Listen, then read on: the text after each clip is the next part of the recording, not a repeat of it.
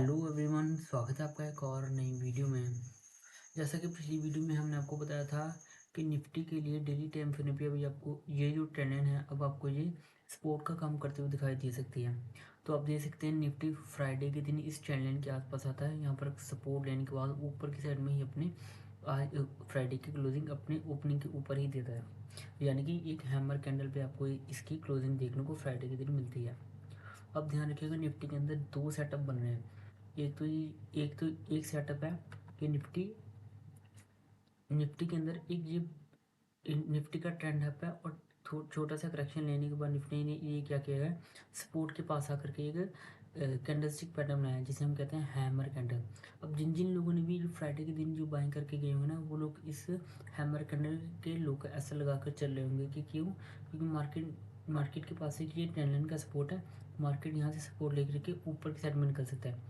अब और बहुत से लोग वेट कर रहे होंगे कि जब ये बुलिश फ्लैग पैटर्न का ये ब्रेकआउट होगा ना, तब वो एंट्री करेंगे। और फिर जैसे ही इससे इस सबसे अच्छा मोमेंट आएगा जब इस स्विंग हाई का ब्रेकआउट होगा।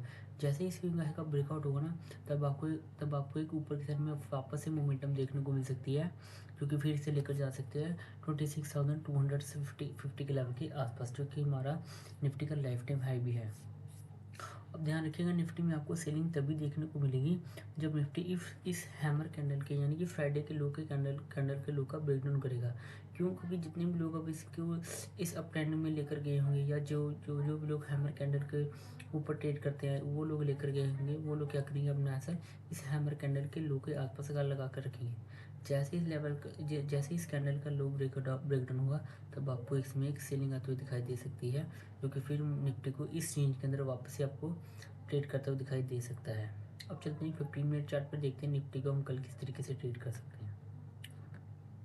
तो ये लगा लिया हमने निफ्टी का 15 मिनट टाइम फ्रेम चार्ट।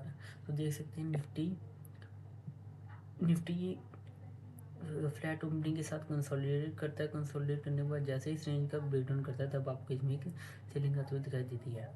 और वापस से जब इस ट्रेंड लाइन के आसपास जो हमारे पास डेली टाइम फ्रेम पे है ना ट्रेंड लाइन, उस ट्रेंड लाइन के आसपास आता है, सपोर्ट कंसोलिडेट करता है, और जैसे ही उस रेंज का अपसाइड में ब्रेकआउट करता है, तब आपको इसमें फिर से अपसाइड मोमेंटम देखने को मिलेगी।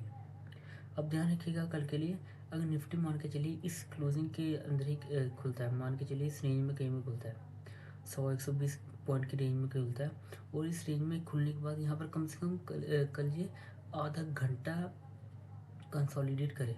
आधा एक घंटा अगर कंसोलिडेट करेगा ना, तो फिर जैसे ही वो उस रेंज का अपर साइड में ब्रेकआउट होगा ना, तो ये जो मोमेंटम बना हुआ है ना, या जिन जिन लोगों ने ये मिस किया होगा ना, वो लोग क्या करेंगे, फिर से यहाँ पर इंट्राडे के अंदर अपनी एंट्री करेंगे, जिस वजह से एक आपको अप साइड मोमेंटम देखने को मिल सकती है। अगर निफ्टी गैप अप मिलता है ना, तो वेट कीजिएगा 25,600 के लेवल के ब्रेकआउट होने का। क्यों? क्योंकि इसके बाद अगर ये गैप अप मिलेगा, तब आपको इसमें वॉलेटिलिटी देखने को मिल सकती है। ऊपर से आपको सेलिंग भी आती हुई दिखाई देगी, नीचे से आपको बाइंग भी आती हुई दिखाई देगी, तो उसके अंदर ऐसा जाने के चांसेस ज़्यादा हैं। हाँ, अगर गैप अप ओपन होता है इस रेजिस्टेंस के आसपास, अगर यहाँ पर कंसोलिडेट करने के बाद उस रेंज को ऊपर की साइड में ब्रेकआउट करेगा ना, तब आपको एक ऊपर की साइड में मोमेंटम देखने को मिल सकती है, जो कि इसे लेकर जाएगी 25,600 25,700 से लेकर के 25,740 के लेवल के आसपास। अगर उस रेंज को ब्रेक डाउन करेगा, तब निफ्टी आपको वापस से आज फ्राइडे की क्लोजिंग के आसपास आते हुए दिखाई दे सकता है। अगर निफ्टी गैप डाउन मिलता है फ्राइडे के लो के आसपास, तो वहाँ पर भी वेट कीजिएगा। हो सकता है आपको फिर से फ्राइडे के लो के आसपास आपको फिर से एक बार बायर मिलते हुए दिखाई दे सकते हैं। हाँ, अगर यहाँ पर ओपनिंग के बाद इस सपोर्ट के आसपास आता है और यहाँ पर कंसोलिडेट करता है, और कंसोलिडेट के बाद उसको नीचे की साइड में ब्रेकआउट करेगा ना, तब आपको इसमें नीचे की साइड में मोमेंटम देखने को मिल सकता है, जो कि फिर हमारे पास सपोर्ट है 25,205 के लेवल का।